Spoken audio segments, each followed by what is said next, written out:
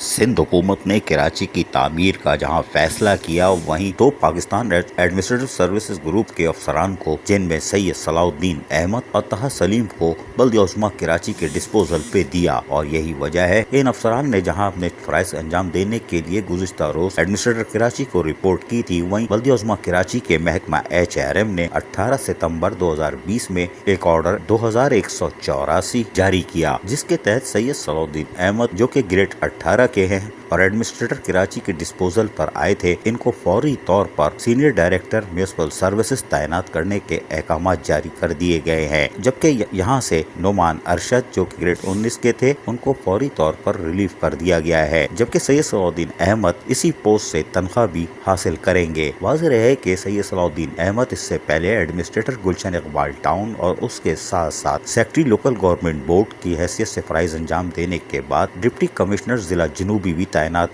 रहे हैं। सैयद सलाउद्दीन अहमद का शुमार मुलाजमीन के फलाह बहबूद में दिलचस्पी लेने में किया जाता है। सैयद सलाउद्दीन अहमद ने रिटायर मुलाजमीन पर भरपूर तवज्जो दी थी और बल्दिया शर्की में खुसूसी सेल कायम किया था, जहां रिटायरमेंट से पहले ही कागजात बनने के साथ साथ उनकी रवानगी के दिन ही उनको चेक देने की कोशिश की गई थी।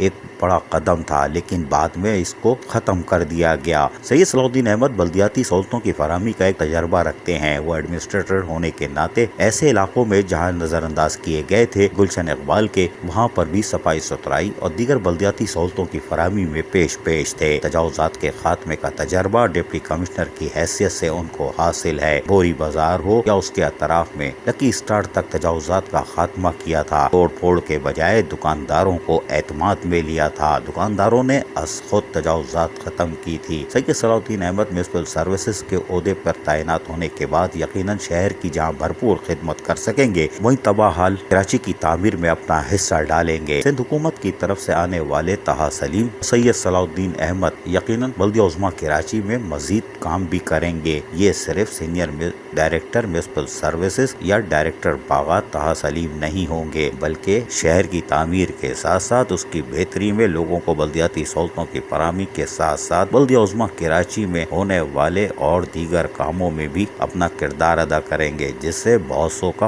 क़िबला दुरुस्त होगा। ये हम आज बता रहे हैं।